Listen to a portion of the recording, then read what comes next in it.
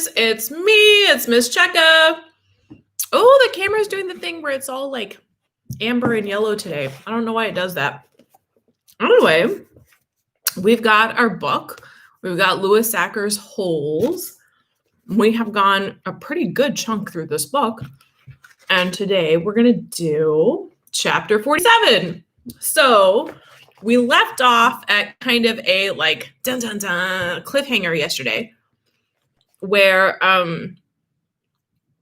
Stanley and Zero had snuck back to camp successfully. They found a box of possibly Kissing Kate Barlow's treasure. And just when they thought, you know, they're home free, the warden. Oh, I see Tess. Hi, Tess. So let's see what happened to him. Chapter 47. This is page 211. The sun was up and Stanley's heart was still beating. There were 8 lizards in the hole with him. Each one had exactly 11 yellow spots. Oh, I forgot. The lizards, the deadly lizards. Okay, this is exciting. The warden had dark circles under her eyes from lack of sleep and lines across her forehead and face, which seemed exaggerated in the stark morning light. Her skin looked blotchy. Satan, said Zero. Stanley looked at him, unsure if Zero had spoken or if he just imagined it. Why don't you just see if you can take the suitcase from Zero, the warden suggested. Yeah, right, said Mr. Sir. Well, the lizards obviously aren't hungry, said the warden. Well, then you go get the suitcase, said Mr. Sir. They waited. Satanly, said Zero. Sometime later, Stanley saw a tarantula crawl across the dirt not too far from his hole. He'd never seen a tarantula before, but there was no doubt what it was. He was momentarily fascinated by it, as its big, hairy body moved slowly and steadily along. Look, a tarantula, said Mr. Sir, also fascinated. I've never seen one, said the warden, except in... Stanley suddenly felt a sharp sting on the side of his neck. The lizard hadn't bitten him, however. It was merely pushing off. It leapt off Stanley's neck and pounced on the tarantula. The last Stanley saw of it was one hairy leg sticking out of the lizard's mouth. Not hungry, huh? Said Mr. Sir. Stanley tried to return to the snow, but it was harder to get there when the sun was up. As the sun rose, the lizards moved lower in the hole, keeping mainly in the shade. They were no longer on his head and shoulders, but had moved down his stomach, legs, and feet. He couldn't see any lizards on Zero, but believed there were 2 between Zero's knees, shaded from the sun by the suitcase. How are you doing? Stanley asked quietly. He didn't whisper, but his voice was dry and raspy. My legs are numb, said Zero. I'm going to try and climb out of the hole, Stanley said. As he tried to pull himself up using just his arms, he felt a claw dig into his ankle. He gently eased himself back down. Is your last name your first name backward? Zero asked. Stanley stared at him in amazement. Had he been working on that all night? He heard the sound of approaching cars. Mr. Sir and the warden heard it as well. You think it's them? Asked the warden. Well, it ain't Girl Scouts selling cookies, said Mr. Sir. Woo! He heard the cars come to a stop and the doors open and shut. A little while later, he saw Mr. Pendanski and 2 strangers coming across the lake. One was a tall man in a business suit and a cowboy hat. The other was a short woman holding a briefcase. The woman had to take 3 steps for every 2 taken by the man. Stanley Yelnats, she called, moving out ahead of the others. I suggest you don't come any closer, said Mr. Sir. You can't stop me.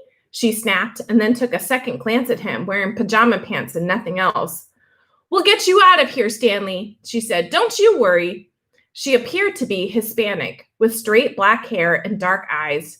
She spoke with a little bit of a Mexican accent, trilling her R's. "What in tarnation?"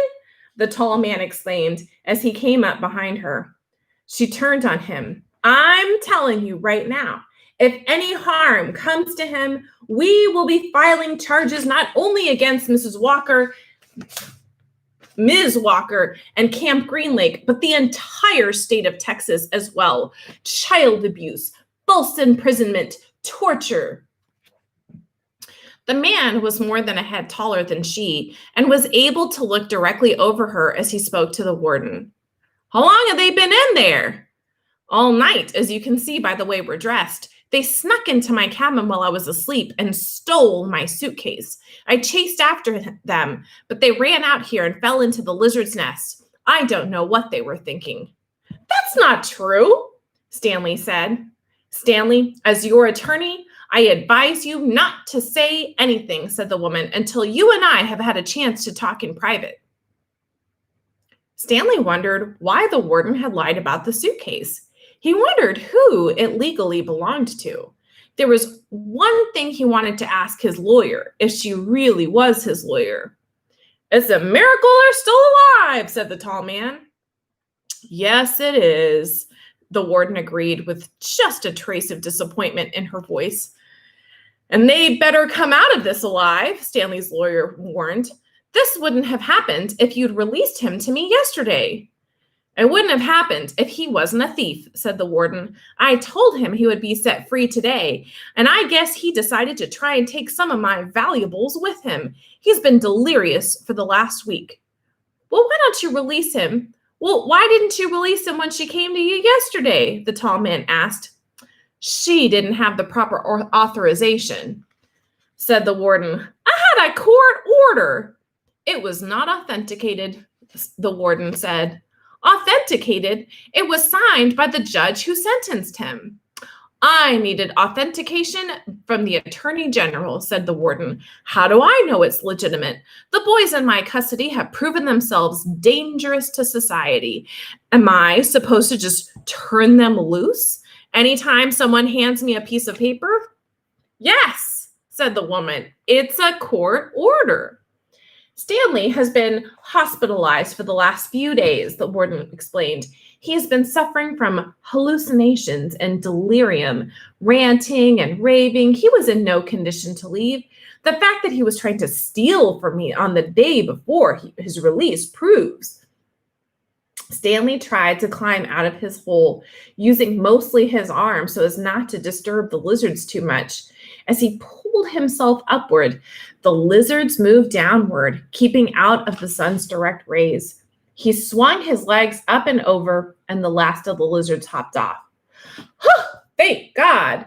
exclaimed the warden. She started toward him and then stopped. A lizard crawled out of his pocket and down his leg. Christian Alexander, I'm shaking my head. Stanley was overcome by a rush of dizziness and almost fell over. He steadied himself and then reached down, took hold of Zero's arm, and helped him slowly to his feet. Zero still held the suitcase. The lizards, which had been hiding under it, scurried quickly into the hole. Stanley and Zero staggered away. The warden rushed to them. She hugged Zero. "Oh, thank God you're alive," she said as she tried to take the suitcase from him. He jerked it free. "It belongs to Stanley," he said. "Well, don't you cause any more trouble," the warden warned. "You stole it from my cabin and you've been caught red-handed. If I press charges, Stanley might have to return to prison. Now I'm willing, in view of all the circumstances, to—" "It's got his name on it," said Zero. Stanley's lawyer pushed past the tall man to have a look. "See?"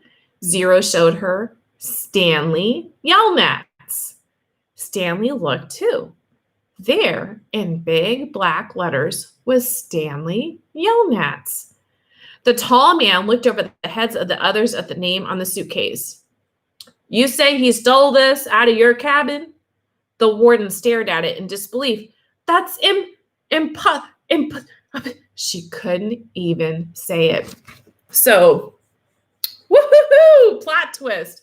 But it also shows what Zero was trying to say, right? When he kept kind of randomly saying like Satan, Satanly, he was sounding out Stanley's name. Chapter 48, this is page 217. They slowly walk back to camp.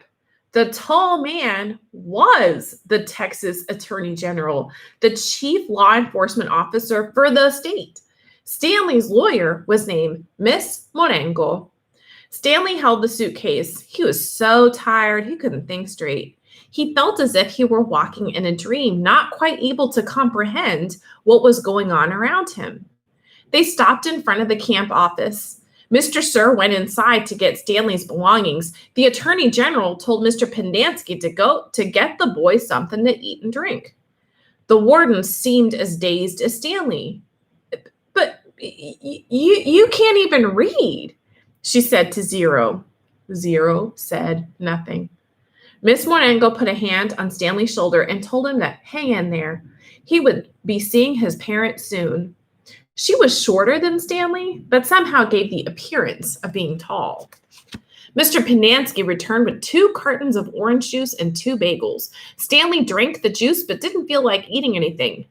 Wait, the warden exclaimed. I didn't say he stole the suitcase. I mean, it's his suitcase, obviously, but he put things from my cabin inside it.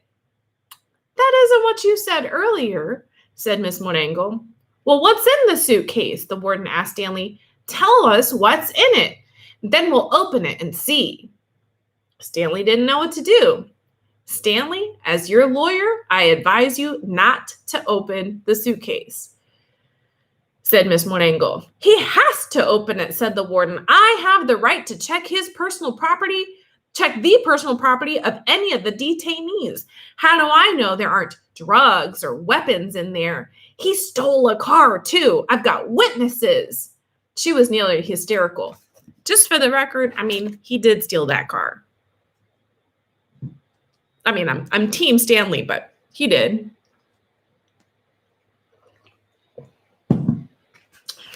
He is no longer under your jurisdiction, said Stanley's lawyer. He has not officially been released, said the warden. Open the suitcase, Stanley. Do not open it, said Stanley's lawyer. Stanley did nothing. Mr. Sir returned from the office with Stanley's backpack and clothes. The Attorney General handed Miss Morengo a sheet of paper.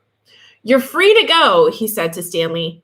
I know you're anxious to get out of here, so you can just keep the orange suit as a souvenir or burn it or whatever you want. Good luck, Stanley. He reached out his hand to shake, but Miss Morengo hurried Stanley away. Come on, Stanley, she said. We have a lot to talk about.